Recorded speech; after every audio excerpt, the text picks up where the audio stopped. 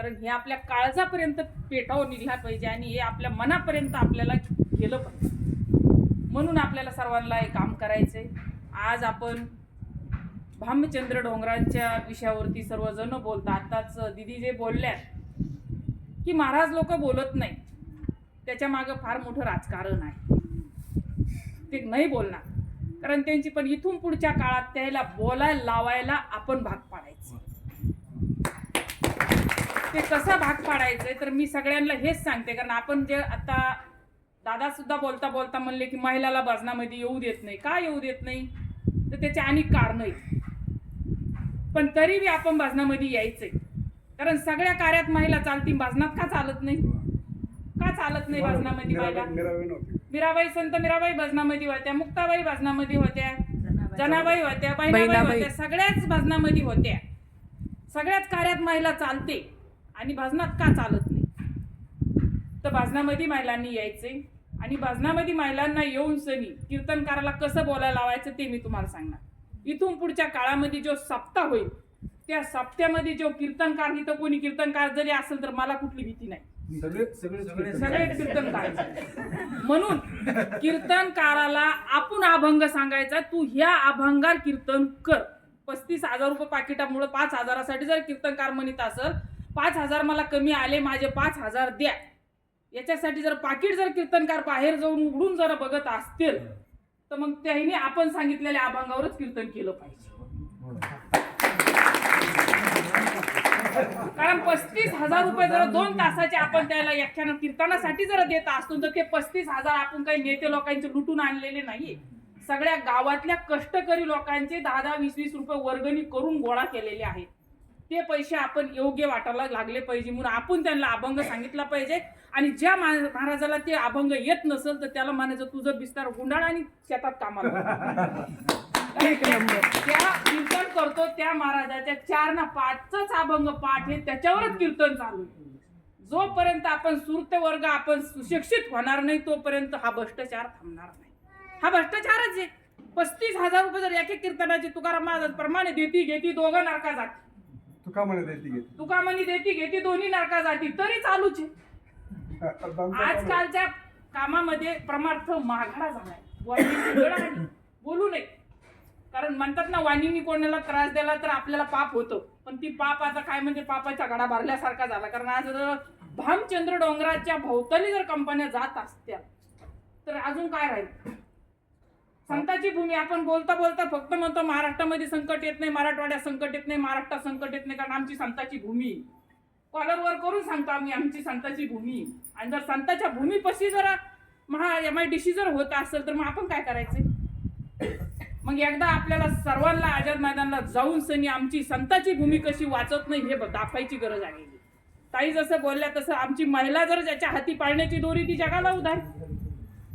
जर एका राजमाता जिजाऊनी जर शिवाजी राजा घडवले, छत्रपती शिवाजी राजा घडले आणि देशाला सगळ्या गोष्टी मिळून दिल्या तर मग हे का होऊ शकत नाही? हे कुठली गोष्ट अशक्य नाही, शक्य आहे. फक्त याची जनजागृती करणं गरजेची आहे. आणि देव कशात देव आहे? आज रोजी आपण स्पष्ट सगळ्याला सांगू शकतो का हा भामचंद्र डोंगरावरती तुकाराम महाराजांनी गाथा वाचले किंवा भजन केलं किंवा एकांतात राहिले. आपण सांगू शकतो, तपस्या केल्या. आपण आपल्या नातवाला सांगू शकतो, मुलाला सांगू शकतो ना. आज जर तो डोंगर नष्ट झाला तर आपल्या नातवानी आपल्या मुलांनी त्याच्या मुलाला काय सांगायचं? स्वतः हे डोंगर गेला. मग आपण काय केलं? त्यावेळेचे छत्रपती शिवाजी महाराजांनी एवढे किल्ले जिंकले, मुठभर मावळे घेऊन जिंकले. आणि आज तर आपला वारकरी संप्रदाय सगळ्या जगभर पसरला. एक कथा असेल तर आपल्याला बसायला जागा नसती. शिवपुराणाची जर कथा असेल तर बघायला पाहिजे. परभणीत झाली होती, चेंगरून मारायची वेळ आली. मग तशा कथेमध्ये जर एवढे जण येत असेल तर ह्या कामात का आपण एवढे जण एवढी कथा करू नये मी अशी त्याच्यातली नाही.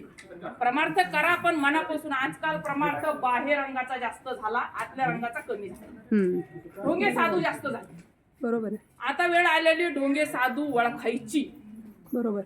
आज रोजी आपल्याला वेळ का आली ढोंगे साधू ओळखायची. आणि ते ढोंगे साधू आपल्याला कसे ओळखायचे तर याच्या माध्यमातून ही परीक्षा आहे की आपल्याकडून आपण केलं न केलं तर काम होणार आहे असं काहीच नाही. आपण केलं म्हणूनच भंडारा डोंगर वाचणार आहे, नाही तर वाचणारच नाही अशातला प्रकार नाही. पण आपला सुद्धा खारीचा वाटा असला पाहिजे. आपल्याला सुद्धा एखादी बार आपल्या नातवाला घेऊन जर सहल घेऊन गेलो किंवा दर्शनाला गेलो तर सांगता आलं पाहिजे मी या डोंगरासाठी एक दिवस कार्यक्रमाला गेले होते म्हणून हे डोंगर वाचला आणि या डोंगरासाठी आपण काम केलं म्हणून आपण हे काहीतरी केलं. म्हणून आपल्याला महिलांना सगळ्याला पुरुषांना सुद्धा एक विनंती महिलांना सुद्धा एक विनंती, कारण 4 दिवस जरी आम्हाला पुण्याला राहायचं मुंबईला राहायचं काम पडलं आणि तिथून जरी आम्हाला अटक जरी केलं तर हे हॉटेलच्या भाज्या खातात अजून 15 दिवस हॉटेलच्या आणून खा आणि बरोबर आहे. आणि आपल्याला सगळ्यांना अटक ते करू शकत नाही. आणि वेळ जरी आली तर आपण आपलं माहेर म्हणून तिथं राहू, काय फरक पडायला लागला. क्या बात आहे. माहेर म्हणून राहू, चांगल्या कार्यासाठी जेलमध्ये जायला काही जरी झालं. मी तर त्या दिवशी मुलाखतीच सांगितलं आमच्या दोघांवरती कोणी गोळ्या जरी झाडल्या तरी चालतात. हो बोलले. कारण 50 वर्ष जगले तरी एक दिवस मरणारे मरावे पण कीर्ती रूपी उरा. संसारासाठी रात दिवस धडपड चालूच आहे आपली. एखाद्यानं जर आपल्या बांधावर जर सिद्धगड इकडे तिकडे केला तर आपण किती बाया सरून पुढे जातो. माझ्या हिश्याचं तू एवढं घेऊ राहिला, जर आपल्या सगळ्या जगाच्या बापावर जर कोणी ताबा करीत असेल तर आपण काय करायचं. शांत बसायचे. जर कंपनी खाऊ नाही किती दिवसाचं पाणी त्याच्यामुळे आपल्याला सर्वांना गरज आहे एकीचं बळ दाखवण्याची. आता हे ताई येत्या दीदी सांगत्याल आम्ही सांगू 1 दिवस सांगू आम्ही जाणार आहे 2 दिवस 3 दिवस आता त्या तुमची इथं राहणार आहे 3 दिवस तुम्हाला काय सांगायचं ते सांगणार आहे. त्या पुढे गेल्या म्हणजे पुढे गेलं म्हणजे मागं साप व्हायला नको. 1 महिन्याच्या आत तुम्ही असं सांगितलं पाहिजे की आम्ही आपली परभणी पूर्ण पिंजून काढी. ज्या वेळेस आपल्याला तिथं कार्यक्रम करायचा ताई त्यावेळेस 100 गाड्या आम्ही परभणीतून आणू. अशी आपण फोन करून त्यांना सांगायचं की तुम्ही कधी बोला आम्हाला अर्ध्या रात्रीला बोला आम्ही यायला तयार. आणि एवढे जण गेल्यानंतर आम्ही जरांगे पाटला सोबत 3 महिने काम केलं. मुंबईच्या लढ्याला गेलो. इतका मैदानावरती गेल्यावर कोणाला काय करता आलो. आता पत्रकार परिषद साहेब आहे तिथे यांना सगळ्याला माहिती काय करता आलं तिथं काहीच करता आलं नाही. शेवटी खायला दिलं नाही ते प्रसाद बंद केला देवाचा. तरी इथून टरका भरू गेल्या. ते म्हणले आमचा प्रसाद तुम्ही खा तुमचा देऊ नका. कारण आपण शेतकरी वर्ग आहे. आपण लोकांना देणारे आहेत लोकांना मागणारे नाही. म्हणून आपल्याला काय देता येईल ते आपण सर्वांनी हे काम करणं फार गरजेचं आहे. आणि हे काम आपलं आहे. तू करीन मी करीन म्हणून नाही. देवाची पूजा घरात बाह्य अंगाचा प्रमार्थ करण्यापेक्षा आतल्या रंगाचा प्रमार्थ करा आणि सगळे कापरासारख्या सगळ्या जणी ज्योत आपली अशी पेटा. ज्योतीनी ज्योत लगाते चलो प्रेम की गंगा बहाते चलो. ज्योतीनी ज्योत लावायचा प्रयत्न करा. आता त्या ताई दिसायला सामान्य दिसतात पण त्याचा आता आतमध्ये एक प्रश्न त्याने एवढा सुंदर मांडला की नाशिकला कुंभमेळा होतोय. नाशिकला कुंभमेळा होण्यासाठी 100 एकर 50 एकर काय शेती येते तपभूमी तपोवनची जी तपोवन आहे तिथं 50 वर्षाचं एक झाड असणार आहे. ते नष्ट करायला हे निघले. ते आता ते बोलताना त्या ताई बोलल्या खूप सुंदर बोलल्या ते की आम्हाला कुंभमेळा नाही झाला तरी चालतो पण 50 वर्षाचं जगलेलं झाड मारायचं नाही ते तोडायचं नाही हे गरजेचं आहे. काल परवा आमच्या मालकांच्या याच्यावरती एक व्हिडिओ आला होता की ते एक व्यक्ती त्यांना विचारतात की बाबा हे झाड घरात झाड घुसलं रे झाड तोडू का. तेव्हा मग तू झाड तुटलं नाही पाहिजे तर मग तू काय नाही तोडायचं हे घरात घुसलं. ते मग तू 50 वर्ष जगायला लागले हे झाड अजिबात तुटलं नाही पाहिजे. ते वाटलं तर तुम्हाला ते नंतर ते व्हिडिओ दाखवतील मला पूर्ण सांगता येणार नाही. पण हे आपल्याला ते मला फक्त ह्या जगातला शेतकरी जगला पाहिजे झाड जगलं पाहिजे. अख्खं मंत्रिमंडळ मेलं तरी चालतं आम्हाला पण शेतकरी जगला बरोबर असं त्यांनी त्याच्यामध्ये सांगितलेलं आहे. म्हणून आपल्याला सुद्धा गरज आहे कारण यांचं काही याच्या आज यांना काहीच पुराणा संडास पुराणा बाथरूम पुराणा रोडची खडी पुराणा सिमेंट पुराणा आता राहायला सायला आमचा भामचंद्र डोंगर सुद्धा पुराणा. तरी बी आपण सगळं गहाण ठेवलं का आपल्याला आपल्या डोक्याचा वापर करणं गरजेचं आहे. आता आपल्याला सर्वांना पेटून उठणं गरजेचं आहे. आणि जर असं होत गेलं तर एक दिवस हे कशावर ताबा करते मंदिरावर काय करते.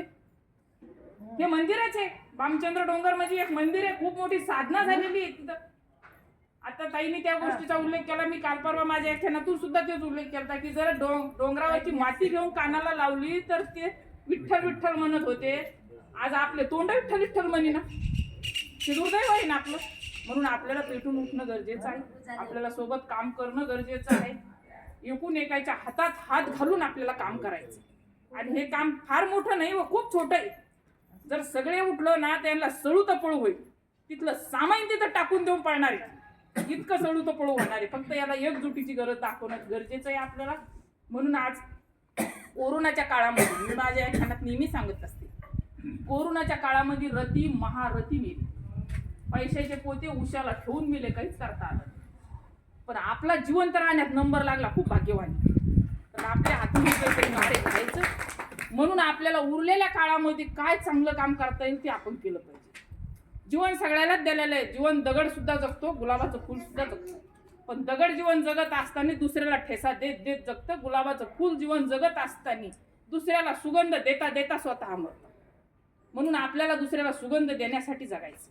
दगडासारखं अजिबात जगायचं नाही, गुलाबाच्या फुलासारखं जगायचं. आपलं अंतःकरण इतकं मऊ असलं पाहिजे, कारण आपल्या याच्यामध्ये प्रमाण सुद्धा आहे, मला देता येणार नाही ते. मऊ मेना होणे आम्ही तुझाच. हा, तर त्याचं आपल्याला मेनावून मऊ पण व्हायचंय. आणि आता गरज आलेली, कारण देवापाशी सुद्धा 3-3 शास्त्र प्रत्येक देवाला दिलेले. कठीण वज्राचं भेदू आपल्याला सगळ्याला 3-3 शास्त्र दिलेले आहेत. म्हणून आपल्या जवळची शंख वाजून आता ऐकलं नाही. इतक्यापर्यंत महाराजांनी शंखच वाजवला त्याच्या कानामध्ये, की त्याला वाटलं या शंखावरती थांबत नाही. ऐकलं, शंख वाजून ऐकलं नाही. आता वेळ आली गदा घ्यायची. आता ही गदा आहे, आणि आता इतकं करून गदानी जरी नाही ऐकलं तर शेवटी चक्र सुद्धा फिरावं. देवाला 3 शास्त्र कशासाठी दिलेले आहेत? या योग्य वेळी योग्य वापर करण्यासाठीच दिलेले आहेत. म्हणून आपल्याला वेळ आलेली ती योग्य शास्त्राची योग्य वेळी योग्य वापर करण्याची.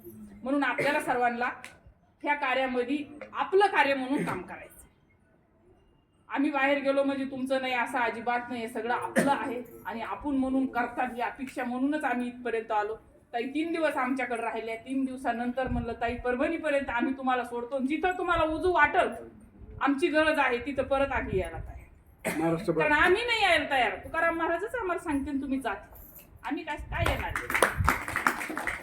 वृक्षवल्ली आम्हा सोयरी. पान जर त्याच्या सत्तेने हलत असेल तर आपण कोण आहे? कोण्या झाडाचा पाला आहे आपण? वृक्षाची पाने आणि हले त्याच्या सत्ता सत्ते. कोण बोलत हरे वेद. म्हणून आपण काहीच नाही, आपण निमित्त आहे. म्हणून आपण आपलं काम करीत असताना कार्यामध्ये कार्य, काही कामामध्ये काम, काही म्हणा राम राम. म्हणून आज ह्या ताई दिदी ज्या इथं आलेले त्यांचं फार मोठा त्याग आहे. स्वामी जे आलेले त्याचा पण फार मोठा त्याग आहे. कारण कोणी 1 महिना, आपण 1 दिवस जायचा विचार करू, 1 महिना पूर्ण घरदार सोडून बाहेर येणं शक्य आहे. आणि पुन्हा काहीच नाही, कोणाची ओळख नाही, पाळख नाही, काही नाही, काही नाही. पण हे सगळं ईश्वराचं कार्य आहे. म्हणून सोबत आपल्याला काम करायचंय. आणि सोबत काम करीत असताना सगळ्याला घेऊन काम करायचं. आपलं एकट्या गुट्याचं काम नाही, सगळ्याला घेऊन काम करायचं. आणि खेळीमेळीत आपल्याला काही त्याच्या संग काठे घेऊन जाऊन वाद करायचा नाही. कारण आपल्या संतांनी आपल्याला वाद करायचा सांगितलेला नियमाने चालू आहे. कागदपत्र चालू आहे, सगळ्या गोष्टी नियमाने चालू आहे. मी ते जसं बोलले शंख वाजला तसं सगळा शंख वाजून झालेला आहे. यांच्या शंख कानात घुसत नाही. म्हणून विनाशकाळी विपरीत बुद्धी. जर यांना विनाशकाळी विपरीत बुद्धी सुचली असेल, देवाच्या मंदिरापाशी जर हे सगळ्या गोष्टी करीत असतील तर आपण कवर शांत बसायचं. आता कालच्या परवाचा गोष्ट आहे. मी एक 8 दिवसापूर्वी 15 दिवसापूर्वी आम्ही इंद्रायणी आळंदीला गेलो.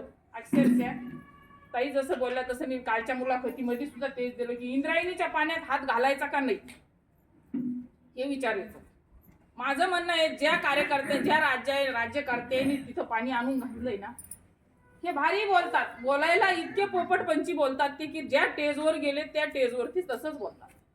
शेतकऱ्याचा टेज जर असेल तर ते म्हणतात मी शेतकऱ्याचा पुत्र आहे, मला शेतीचा फार अभ्यास आहे, मी शेती करतो, मी शेतकऱ्याचाच पुत्र आहे. राजकारणाच्या याच्यावर गेले की म्हणतात माझा राजकारणाचाच पिंड आहे. परत वारकऱ्याच्या टेजवरती गेलात ना की ते म्हणतात आमच्या घरामध्ये 3 पिढ्यापासून परंपरा वारकरी संप्रदाय आहे. असे इतके सुंदर बोलतात ना. मला असं म्हणायचं, जे जे तसं बोलल ना त्याला इंद्रायणीत नेवान, तिथं बुडून सनी म्हणायचं वंजूळभर पाणी घेऊन तू वारकरी संप्रदाय. खरंय, तू वंजूळभर पाणी पिऊन दाखव आम्हाला इंद्रायणीत. नुसतं दासीने पाणी काळं झर नुसतं पाणी, MIDCचं पाणी त्याच्यात सोडलं. होतं इशे माझ्याकडे आत्ता आला, पण मी त्यावेळेस तिथं सुद्धा मुलाखतीत दिलं होतं की इंद्रायणीत आम्ही आंघोळी करायच्या का हात बुडायचा का नाही बुडायचा. कारण आमच्या बाबांना त्यावेळेस आंघोळ करू दिली नाही कोणी इंद्रायणीमध्ये. आणि आज त्याचे भक्तगण जातात त्याला दूषित पाणी करून आंघोळ करायची इच्छा होतच नाही. म्हणून हे सुद्धा आपण सर्वांनी थांबिलं पाहिजे. हे सगळं करणं गरजेचं आहे. एवढ्यासाठी आम्ही इथपर्यंत आलो.